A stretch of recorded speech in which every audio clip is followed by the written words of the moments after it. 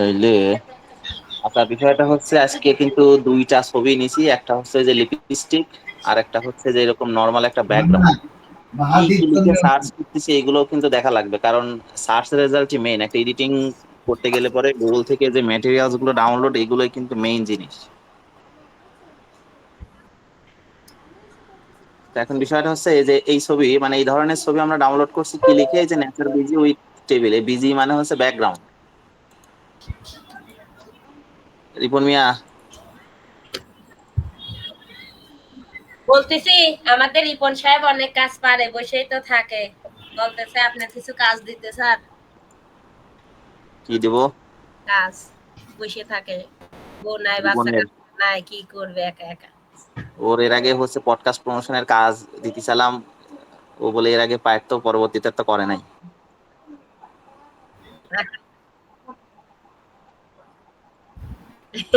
চেষ্টাতে যাবো একটু।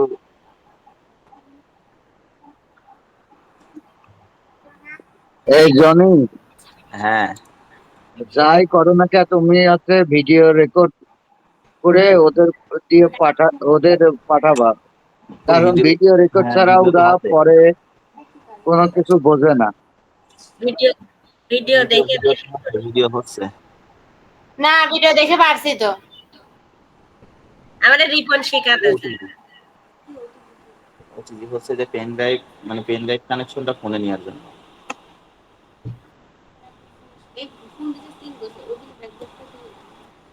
এই রেকর্ডিং করতেছিস রিপন মিয়া? ঠিক আছে। আচ্ছা, বিষয়টা হচ্ছে দুইটা ছবি ওপেন করব, মানে একসাথে দুইটা না, একসাথে 10টা ছবি ওপেন করার নিয়ম কি?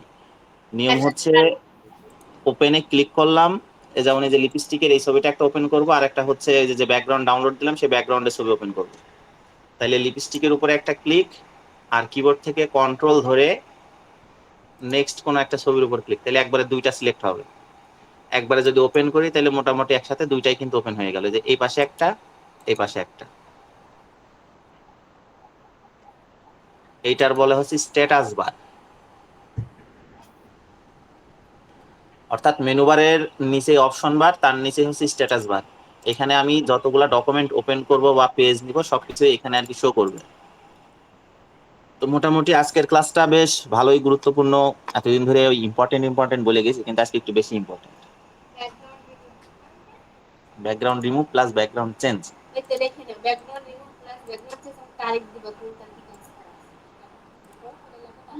আচ্ছা, এখন কথা হচ্ছে এখানে আমি একটা ছবি নিছি, কোনো মানুষের বা গরু ছাগলের ছবি নিয়ে নাই, যে কোনো একটা প্রোডাক্টের ছবি নিছি। এখন এই প্রোডাক্টের ব্যাকগ্রাউন্ডে আছে হোয়াইট কালার, বা যে কোনো কালার থাকতে পারে, বা যে কোনো সিনারিও থাকতে পারে, মানে কোন একটা অন্য ধরনের কোন একটা ন্যাচারাল ছবি টবি থাকতে পারে। তো এখন এখান থেকে আমাদের যে টুলস এর কাজ সেটা হচ্ছে অবজেক্ট সিলেকশন টুলস। মানে আমরা মুভ টুলস দেখছিলাম, রেক্টেঙ্গুলার টুলস দেখছিলাম, ল্যাসো টুলস দেখছিলাম, তারপরেই হচ্ছে অবজেক্ট সিলেকশন টুলস। কি? আচ্ছা, তাইলে আজকে অবজেক্ট সিলেকশন টুলস এর কাজ দেখব। এখন অবজেক্ট সিলেকশন, উপরে যতগুলা টুল ছিল কোনোটার নামই কিন্তু সিলেকশন টুল ছিল না, কিন্তু এই টুলস বারের নাম কিন্তু সিলেকশন টুলস আছে। অবজেক্ট সিলেকশন আছে, নিচেরটা আছে হচ্ছে কুইক সিলেকশন, তারপরে ম্যাজিক। এই তিনটাই হচ্ছে সিলেকশনের কাজ করবে। যেমন আমি যদি এখান থেকে অবজেক্ট সিলেকশন টুলস নিই, এখন উপরের যে অপশন বার আছে সেই অপশন বারটা কিন্তু তার মানে কি এই টুলস এর হয়ে কাজ করবে। উপরে এই যে লেখা আছে এখানে সিলেক্ট সাবজেক্ট, সিলেক্ট সাবজেক্টের উপরে ক্লিক করি, একটু লোডিং হবে।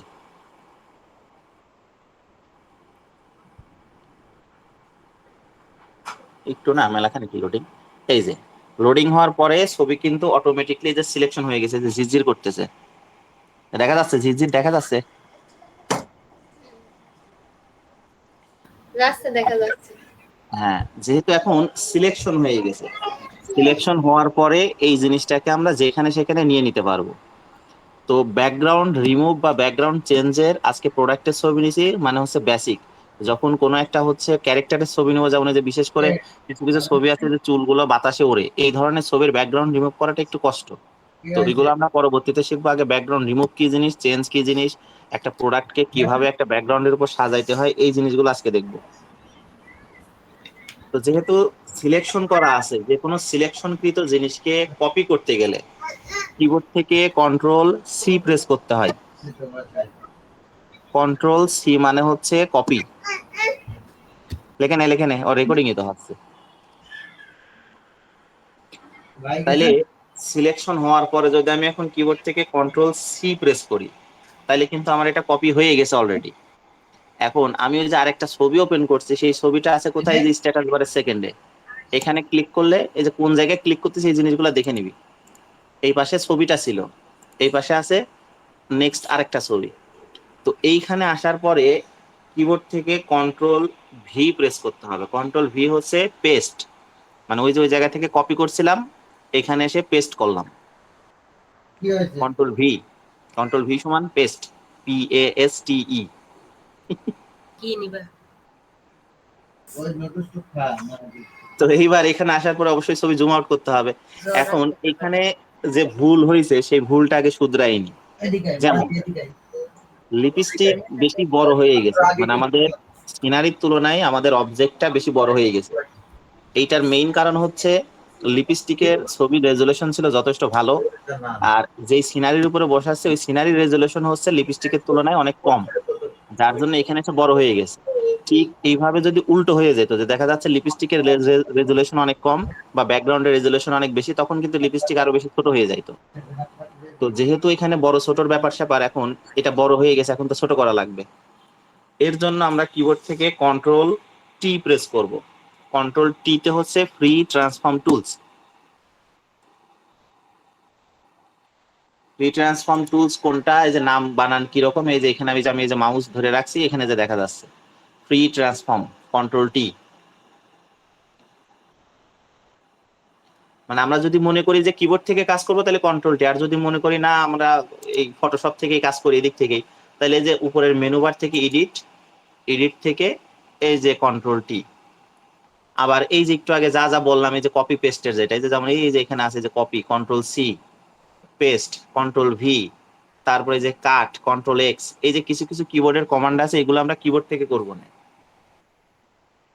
তো কন্ট্রোল টি যখন প্রেস করব তখন এই যে চারপাশে একটা বর্ডার চলে আসে, এই বর্ডার গুলো ধরে ধরে এখন এটাকে যে এইভাবে ক্লিক করে ধরে বড় ছোট করা যাবে। তবে যেহেতু তোগের হচ্ছে 2020 ভার্সন, কিবোর্ড থেকে অল্টার ধরবি, মানে আমার অল্টার 22 ধরার পরে ভার্সন 22। 22, জি আমার আর 22। যাই হোক, কিবোর্ড থেকে অল্টার অথবা শিফট ধরবি, শিফট ধরে রেখে তারপরে হচ্ছে যে কোনো একটা কর্নার, এই যে আমি যেমন যেখানে কর্নারে এই যে মাউস রাখছি, হয় এই কর্নারে অথবা উপরের এই কর্নারে অথবা এখানে অথবা এই কর্নারে, মানে এক কথায় যে কোনো চার কোণার একটা কর্নারে শিফট অথবা অল্টার ধরে রেখে যদি ক্লিক করি তাহলে মোটামুটি এটা সমান্তরাল হবে, তা নাহলে এই যে এরকম টেবো লম্বা চ্যাপটা এরকম হয়ে যাবে না। মানে কিবোর্ড থেকে যদি আমি শিফট অথবা অল্টার ধরি তাহলে যে একদম স্ট্রেটলি সমান হবে, মানে কোনো দিকে তেরা বেঁকা হওয়ার মানে কোনো অপশন নাই। তো বিষয়টা হচ্ছে এখানে যে রাখলাম, পজিশন অনুযায়ী রাখলাম, রাখার পরে যেহেতু কাজ হয়ে গেছে, এখন এই বর্ডারটাকে তো সরাইতে হবে। বর্ডার সরাইতে গেলে ছবির উপরে হয় ডাবল ক্লিক, অথবা মেনু বারের এই যে নিচে যে অপশন বার, অপশন বারের এই যে সাইডে টিক চিহ্ন আছে, এই টিক চিহ্নের উপরে ক্লিক করলে কাজ হয়ে গেল।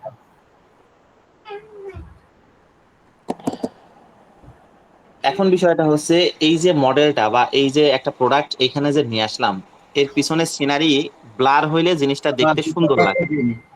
এই প্যান প্যান করতেছে। হ্যাঁ আচ্ছা, এখন বিষয়টা হচ্ছে তাইলে পিছনে সিনারি আছে কি, পিছনে সিনারি আছে একটা ন্যাচারাল কোন একটা সবুজ শ্যামল সিনারি। তো আমি চাচ্ছি যে এর পিছনে এখন ব্লার হবে, যেমন আমরা যে DSLR থেকে ছবি তুলে পিছনে ব্লার হয় না, এখন এইখানে সেরকম একটা ব্লার সিস্টেম করব। এইবার এখানে আরো একটা জিনিস মাথায় রাখতে হবে, যে যে জায়গার উপরে একটা ক্যারেক্টার রয়েছে বা একটা মডেল রয়েছে বা একটা প্রোডাক্ট রয়েছে, যেমন এখানে টেবিলের উপর আছে, তার মানে যে জায়গার উপরে আছে সেই জায়গা কিন্তু ব্লার হবে না। ওর পিছনের সবকিছু ব্লার হবে কিন্তু ও যে জায়গায় দাঁড়ায় আছে সেই জায়গায় ব্লার হবে না। যদি ব্লার হয় তাহলে সেটা ফেক এডিটিং, মানে ওইটা লোকজন দেখলে এডিটিং এডিটিং বলে ফেলবে না। তো এখন বিষয়টা হচ্ছে আমাদের লেয়ারের কাছে কয়টা লেয়ার হয়েছে, দুইটা। একটা আগেই সেই ব্যাকগ্রাউন্ড ছিল যে যেটা সিনারি, আর ওই যে কন্ট্রোল ভি করছিলাম পেস্ট, ওই পেস্টের জন্য অটোমেটিকলি এই যে লিপস্টিকের লেয়ার তৈরি হয়ে গেছে। তো এখন আমরা পিছনে ব্লার করব কাকে, লিপস্টিককে নাকি ব্যাকগ্রাউন্ডকে? তাহলে ব্যাকগ্রাউন্ড লেয়ারের উপর একটা ক্লিক করতে হবে, আগে লেয়ার ধরতে হবে তারপরে কাজ। তাহলে যেইটা নিয়ে কাজ করবো তখন অবশ্যই সেই লেয়ারে ক্লিক করতে হবে। তাহলে ব্যাকগ্রাউন্ডে ক্লিক করলাম। এবার আমরা চলে যাব মেনু বারের ফিল্টারে। আমরা বিগত ক্লাসে একটা অপশন দেখছিলাম এই যে ব্লারের, এই ব্লার কিন্তু সবই কিন্তু এরকম পিছনে ঝাপসা করার কাজ, কিন্তু আমরা এর আগে ব্লার করছিলাম কি যে পিছনে সফট করার কাজ। এখানে যদি আমি এই ব্লার গুলো দিয়েও যদি কাজ করি তাহলে কিন্তু ব্লার হবে। ক্লিক করে দেখি, হোক আর না হোক ক্লিক করে দেখি। যেমন এখান থেকে আমি গ্যাউসিয়ান ব্লার করি, দেখি কি হয়। এই যে এখন এখানে যে পার্সেন্টেজ বাড়াই দিচ্ছে, পিছনে কিন্তু হেভি সুন্দর ব্লার হচ্ছে। এটা যত বাড়াই দিব তত বেশি কিন্তু ব্লার হবে। কিন্তু ওই যে একটু আগে বললাম যে যে জায়গায় দাঁড়ায় আছে ওখানে তো ব্লার হবেই না, কোনোভাবেই হবে না। তাহলে এই ছবিটা যদি কোনো হাফ বডি ছবি হইতো, দেখা যাচ্ছে আমি একটা পাসপোর্ট সাইজের ছবি তুললাম, তাহলে আমার ছবিটা হাফ বডি, তখন কিন্তু এই ব্লার দিলে পরে জিনিসটা সুন্দর হবে। কিন্তু আমি যদি এক জায়গায় দাঁড়াই ছবি তুলি, আমি যে জায়গায় দাঁড়াই আছি সেই জায়গায় কিন্তু কখনোই ব্লার হবে না। তাইলে আমাদের এই ছবির ক্ষেত্রে এই ব্লারটা কোনো কাজেই লাগলো না, ক্যান্সেল। তাইলে আমরা প্রপারলি এই এইটুকু ব্লার হবে না, কিন্তু পিছনে ব্লার হবে। এইটার জন্য আমরা চলে যাব ফিল্টার, ব্লার গ্যালারিতে। আমরা দেখতেছিলাম ব্লার, এখন দেখবো ব্লার গ্যালারি। তো ব্লার গ্যালারির ভিতরে এখানে যে মোটামুটি আছে 5টা মতো ব্লার অপশন আছে। এখান থেকে আমরা নিয়ে নিব হচ্ছে টিল্ট শিফট। এখানে আমি মাউসটা বেশিক্ষণ রেখে দিচ্ছি, কারণ হচ্ছে ভুলিয়ে যাতে না যায় সব। টিল্ট শিফট, টিল্ট শিফটে যখন আমি ব্লার করব তখন এই যে যে অপশনটা আসলো, এখানে বোঝার জিনিস কোনটা আমি একটু জুম করে দেখাই দিই। উপরেও ব্লার হয়েছে, নিচেও ব্লার হয়েছে, কিন্তু মাঝখানে ব্লার হয় নাই। তাইলে এইখানে একটা জিনিস বোঝাই যাচ্ছে যে এই মাঝখানের জায়গাটা যদি আমি নিচের দিকে নিয়ে আসি তাইলে তো আমার কাজ হয়ে গেল। কারণ এই যে এখানে যে বর্ডারটা আছে, এই বর্ডারটা মেনটেন করবে যে ব্লার কোন দিকে কম বেশি হবে। আমি এই যে বৃত্তটা আছে, বৃত্তর মাঝখানে আবার ছোট্ট আরেকটা বৃত্ত আছে, এখানে ক্লিক করে ধরে রেখে নিচের দিকে টেনে নিয়ে আসবো। এইদিকে আবার নড়াচড়া হয়ে যাচ্ছে। এই যে হালকা করে নিচের দিকে টেনে নিয়ে আসলাম, মানে আমার যতটুকু ব্লার লাগবে না ততটুকু আমি এই বক্সের ভিতরে রাখবো। এবার পিছন থেকে যে ব্লারের মাত্রাটা, এই যে সাইড সুইডে যতটুকু শেড আকারে ছড়াইছে, এই শেড যদি কমানো বাড়ানোর খুব যদি ইচ্ছা থাকে, তাহলে এই যে ছোট ছোট দাগ দাগ দেখা যাচ্ছে, এখানে মাউস রাখলে এরকম একটা বর্ডার আসবে। এই যে মাউসের যে আইকন, ক্লিক করে ধরে আমি যদি একটু উপরের দিকে টেনে দিই তাহলে এই যে ব্লারটা ছড়ায় যাচ্ছে। মানে আমি যদি হুট করে এইভাবে রেখে দিই তাহলে এই যে হুট করে ওইখান থেকে ব্লার শুরু হইলো, মানে ব্যাপারটা একটা ফেক ফেক মনে হচ্ছে, দেখেই বোঝা যাচ্ছে এডিটিং করা। কিন্তু আমি যদি শেডটাকে আর একটু বাড়াই দিই তাহলে একটা ন্যাচারাল ন্যাচারাল একটা লুক আসবে। মানে এটা কিন্তু মুখস্থ বিদ্যা না, এটা কিন্তু সম্পূর্ণ নিজস্ব একটা কনসেপ্ট। মানে কতটুকু একটা ছবিকে প্রফেশনাল করার জন্য কতটুকু প্রয়োজন, এতটুকু সম্পূর্ণ নিজের একটা লুকিং এর ভিতর, মানে নিজের উপরে।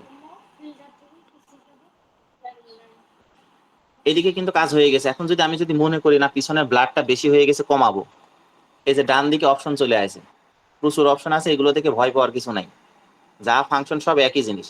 এখানে যে ব্লার লেখা আছে, আমি যদি এটাকে যদি বাড়াই দিই যে পিছনে ব্লার হয়ে গেল বেশি, তার মানে এটাকে যদি কমাই দিই তাহলে কিন্তু পিছনে ব্লার কম। তো একটা নির্দিষ্ট মাপে যতটুকু না হইলেই না ততটুকু আমরা রাখলাম। রাখার পরে যদি ওকে করে দিই আমাদের কিন্তু কাজ শেষ। ইফেক্ট এখনো নেই নাই, হবে হবে হবে। যাদের পিসি স্লো কাজ করে তাদের পিসিতে এইভাবে, নতুন পিসি হলে সমস্যা হবে না। নতুন পিসি হলে, পিসি স্লো কাজ করলে নতুনই কি আর পুরাতনই কি, এগুলো গ্রাফিক্স কার্ড না থাকলে ওই যে রেন্ডারিং এর প্রবলেম হয়, হতেই পারে, এটা স্বাভাবিক। তাইলে পিছনে ব্লার হয়েছে।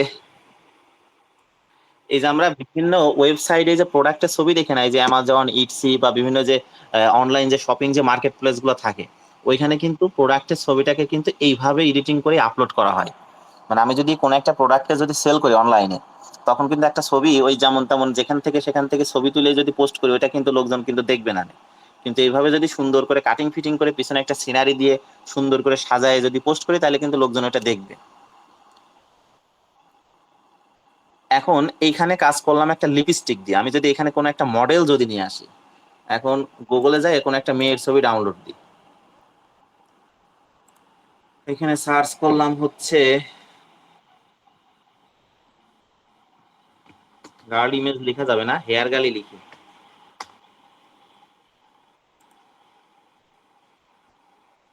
লিপস্টিক আছে কার, কারোর এখানে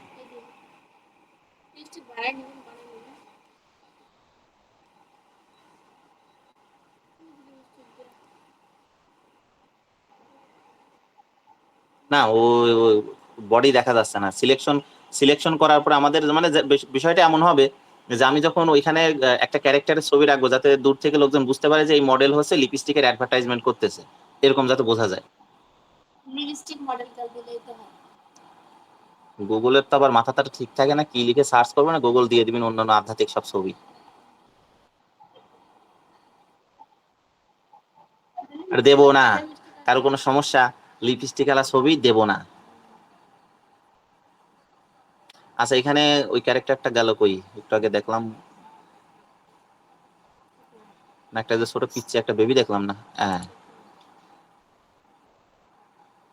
আচ্ছা, এই ছবিটার রেজুলেশন খুব একটা ভালো না, ভালো রেজুলেশনের ছবি ছাড়া আমরা কাজ করব না। কারণ আমি কিন্তু বারবার বলে দিচ্ছি, যেহেতু এখন প্র্যাকটিস পারপোজ কাজ হচ্ছে, মানে কোনো ক্লায়েন্টের কাজ হচ্ছে না, তার মানে এই প্র্যাকটিস পারপোজ কাজ করতে গেলে যদি নিজের কাজ নিজের কাছে যদি ভালো না লাগে, তাইলে কিন্তু আর হইলো না। তার মানে এমন ছবি নিতে হবে যেগুলো রেজুলেশন মোটামুটি ভালো, কারণ ভালো রেজুলেশনের ছবি হলে এডিটিং করলে মানে নিজের কাছে দেখতে এমনিতেই ভালো লাগে।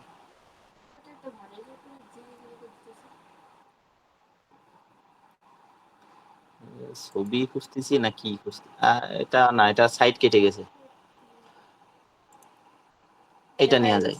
মানে বিষয়টা হচ্ছে ছবি এত কেন খোঁজাখুঁজি করতেছি, এই যে ছবির যে আশেপাশের এই যে হাত মাথা টাথা এই যে কেটে গেছে, এখন আমার কথা হচ্ছে আমি যখন এই ছবির উপরে যখন আরেকটা ছবি নিয়ে এসে বসাবো, তখন তো ওই জায়গাটা তো আমাকে কভার করে ফেলতে হবে। যার জন্য কাটিং ফিটিং যে কোনো ছবি হইলেই হবে না, প্রপারলি যাতে ম্যাচিং হয় এই ধরনের একটা ছবি নিতে হবে। যেমন আমি এই ছবিটা নিলাম, এই তো এইবার একটু কঠিন হবে, এই জিনিসটা মনোযোগ সহকারে দেখতে হবে।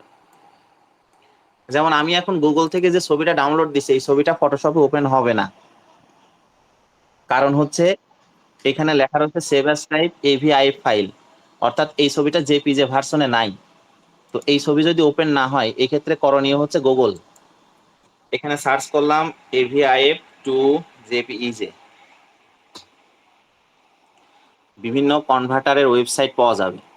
এটা কিন্তু সব সব কাজের জন্য না, এখন ওই এরা আবার তো মুখস্থবিদ, এরা মনে করতে পারে যে হচ্ছে মনে হয় নিয়মই এই, যদি গুগল থেকে জেপিইজে ছবি ডাউনলোড হয় মানে যেটা ফটোশপে ওপেন হয় সেটা দিয়ে কাজ হবে, কিন্তু আমি যে ছবিটা ডাউনলোড দিলাম এইটা ফটোশপে ওপেন হবে না। তো যদি না হয় তাহলে বুঝতে হবে যে এটা জেপিজে ফরম্যাটে নাই, তাহলে এটা করতে হবে, জেপিজে করে নিতে হবে।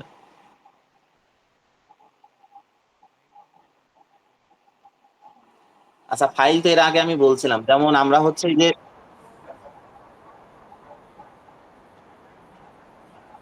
হুম,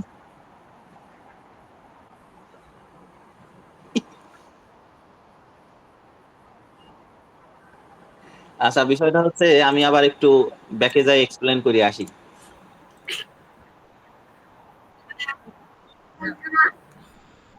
আচ্ছা যেমন বিষয়টা হচ্ছে আমি এখন ডাউনলোড করলাম এই ছবিটা, এখানে যদি আমি মাউস রাখি, ওইখানে ওই যে লেখা উঠতেছে আইটেম টাইপ, ওইখানে লেখা আছে কি এভিআইএফ।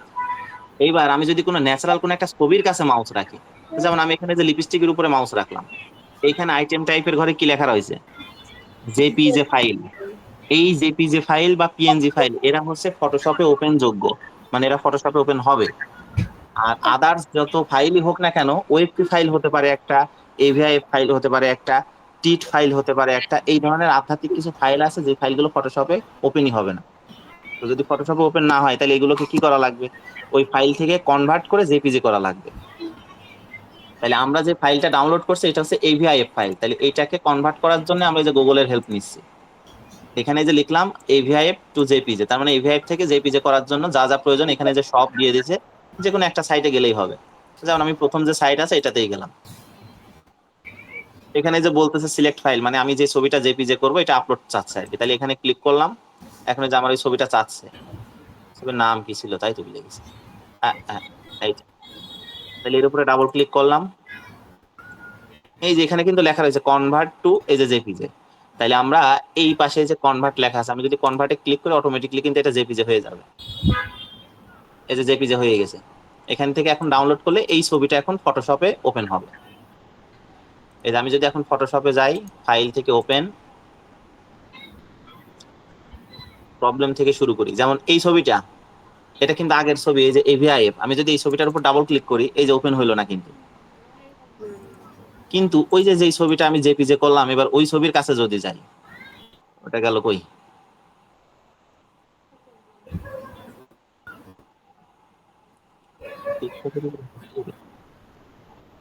ওটা তো ডাউনলোডের উপরে গেছে।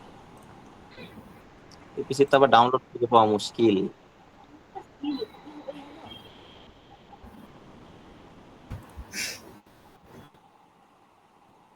এই যে শেষে আর শেষের দিকে নিয়ে আসলাম তাই। এই যে পাশাপাশি দুই মক্কেলই আছে। এই মক্কেল ছিল হচ্ছে কি এভিআইএফ, আর এর থেকে যে জেপিজে করছিলাম এর উপর যদি মাউস রাখি, ওই যে আইটেম টাইপ জেপিজে ফাইল, তো এর উপর এখন ডাবল ক্লিক করলে যে এখন এই ছবিটা কিন্তু ওপেন হলো। সেম ভাবে ওই যে অবজেক্ট সিলেকশন টুলস, ওইটা নিলাম, তারপরে অপশন বারে সিলেক্ট সাবজেক্টের উপর একটা ক্লিক করব। এখানে যে কিছু সময় ওয়েট করতে হয়।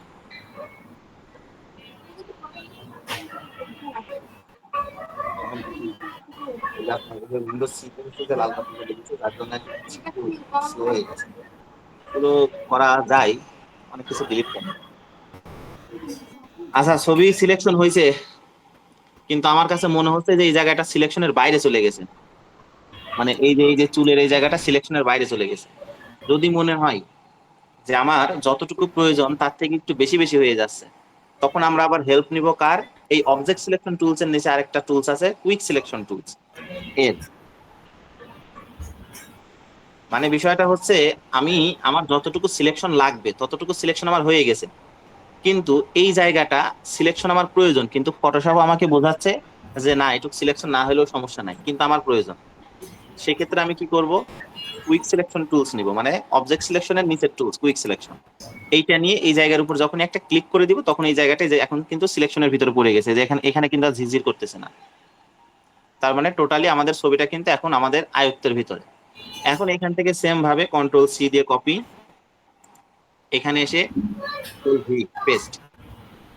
সেম ভাবে কন্ট্রোল টি প্রেস করে ফ্রি ট্রান্সফর্ম নিতে হবে। এখন যে জায়গা পারফেক্টলি ম্যাচিং টাচিং হয়, সেখানে আর কি টানাটানি করে পারফেক্টলি ম্যাচিং করতে হবে। তাহলে এই সাইডে যদি এরকম ছবিটা থাকে, তাহলে লিপস্টিক তো আর মাঝখানে থাকলে তো আর হবে না। তাহলে লিপস্টিকটাকে তো এখন এইদিকে মুভ করতে হবে। এটা কিভাবে করব?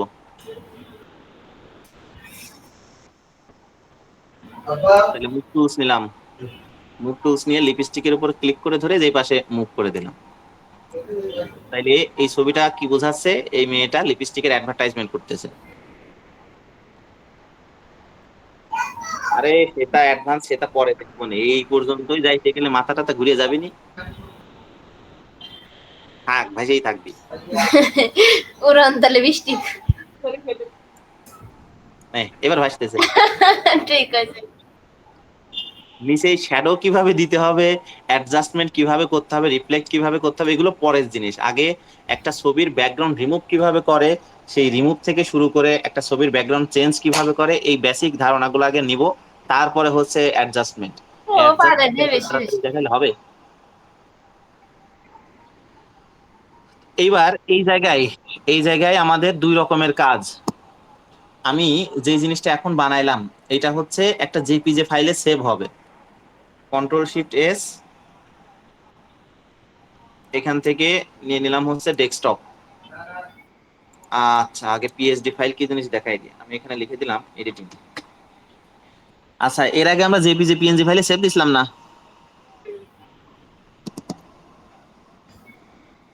রিপন মিয়া, আর ওই যে লাইনে আছে কিরা? আয়েশা আছে নাকি ফিরোজা আছে? কিরা আছে? আচ্ছা মুই আছি। যাক, আসিস তাও শেষমেশ। এর আগে জেপিজি পিএনজি মোডে সেভ দিছিলাম। আছি, থাক। এই জেপিজি পিএনজি হচ্ছে শুধুমাত্র প্রিভিউ দেখার জন্য, কিন্তু এইখানে সেভ অ্যাজ টাইপে যে ফটোশপ পিএসডি লেখা আছে না, জি। এইটা হচ্ছে, এটাকে বলে ফটোশপের সোর্স ফাইল। মানে আমি যে এডিটিংটা করলাম, এই এডিটিংটা তো একটা ভ্যালু থাকতে হবে, মানে এটার মালিক কেডা। আমি যদি পিএসডি ফাইলে সেভ না দিই, তাহলে কিন্তু এর মালিকানা কিন্তু কেউ থাকলো না।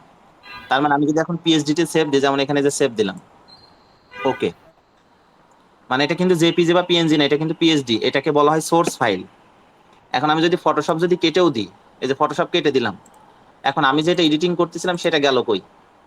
এই যে ডেস্কটপের উপরে সেভ দিছিলাম, এই যে দেখ লেখা রয়েছে পিএস, অর্থাৎ এই ফরম্যাটটা কিন্তু কোনো গ্রুপে বা কোনো মেসেঞ্জারে দিলে কিন্তু ওই ছবির মতো দেখাবে না। এই ফরম্যাটটা শুধুমাত্র ফটোশপেই ওপেন হবে। মানে আমার যদি এখন মনে হয় যে আমি ওই ছবিটা যেটা আমি বানাচ্ছিলাম ওইটা আমার এখন একটু এডিটিং করা লাগবে, মানে একটু ব্যাকগ্রাউন্ডটা আর একটু এডিটিং করা লাগবে, তখন কিন্তু এই এডিটেবল যে ফাইল এটাই লাগবে। তো এর উপর যদি ডাবল ক্লিক করি তাহলে যে আবার সরাসরি কিন্তু ফটোশপে ওপেন হবে।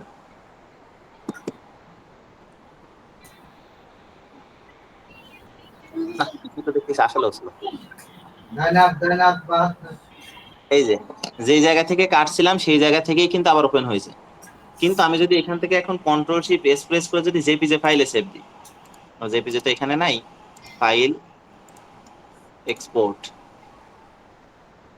এই যে এখানে জেপিজি, আমি যদি জেপিজি তে যদি সেভ দিই সেই ক্ষেত্রে কিন্তু তখন কিন্তু যে কেউ দেখতে পারবে, বা মেসেঞ্জার টেসেঞ্জারে যে কোনো জায়গায় আপলোড করা যাবে।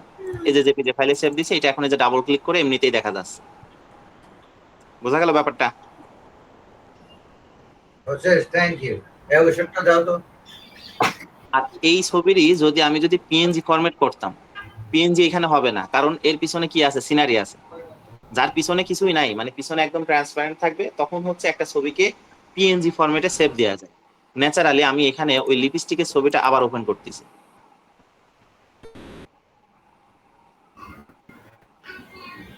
লিপস্টিক কই? ওয়েবপি ফাইল। এই যে লিপস্টিকের ছবিটা আবার ওপেন করলাম, এটার আমি আবার ব্যাকগ্রাউন্ড রিমুভ করব। তাহলে এখান থেকে অবজেক্ট সিলেকশনে গেলাম, সিলেক্ট সাবজেক্টে ক্লিক করলাম,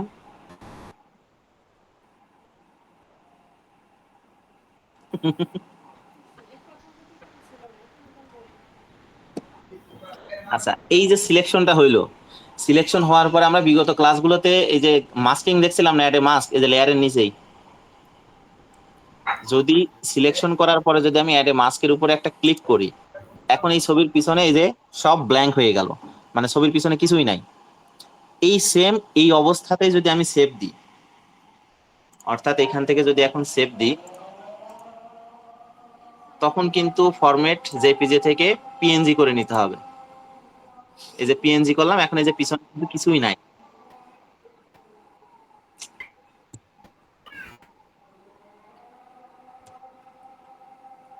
তাহলে এক্সপোর্টে ক্লিক করলাম, পিএনজি, ডেস্কটপে ক্লিক করলাম, সেভ। এই যে লিপস্টিক মক্কেলের এই যে সেভ দিছি, এই যে পিছনে কিন্তু এখন কিছুই নাই, টোটালি ব্ল্যাঙ্ক। আর আগের যে ছবিটা ছিল, মানে লিপস্টিকের আগের যে ছবিটা ছিল, এর পিছনে কি ছিল, এই যে হোয়াইট ব্যাকগ্রাউন্ড ছিল।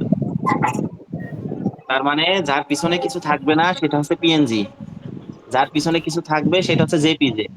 আর যেটা আমরা পুনরায় এডিট করব, যেটা আমাদের মেইন ফাইল, সেটা হচ্ছে পিএসডি ফাইল। নিয়ে আর কারো কোনো প্রশ্ন? এর আগে কাজ করছিলাম ফটোশপে, তো সেইগুলো সব আমার এই পিএইচডি এমআই আর হয়েছে ছবিগুলো। তাহলে সবগুলো যে পিএসডি ফরম্যাটে সেভ হয়েছে, জেপিজি ফাইলে সেভ হয় নাই। মানে এক কথায় বলতে গেলে একটা যে কোনো একটা এডিটিং বা যে কোনো একটা কাজ টোটালি দুই ভাবেই সেভ দিয়ে রাখতে হয় কম্পিউটারে। একটা হচ্ছে পিএসডি আর একটা হচ্ছে জেপিজি বা পিএনজি, মানে দুই ভাবে আর কি কম্পিউটারে সেভ দিয়ে রাখতে হবে যখন যেটা প্রয়োজন পড়ে। জানতাম না। তাহলে বিষয়টা বোঝা গেল?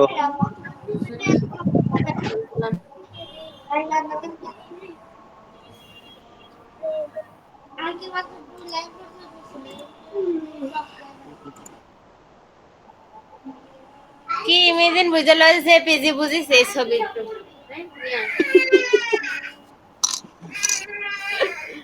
এরাই হচ্ছে প্রকৃত তোর মা স্টুডেন্ট। কই? ওর ফেলাটা আমি তো আছি ক্লাস করতেছি। এই রিপন মিয়া, ওই হচ্ছে যদি রেকর্ডিং চলে, রেকর্ডিং আপাতত অফ করে দে, আজান দিচ্ছে তো।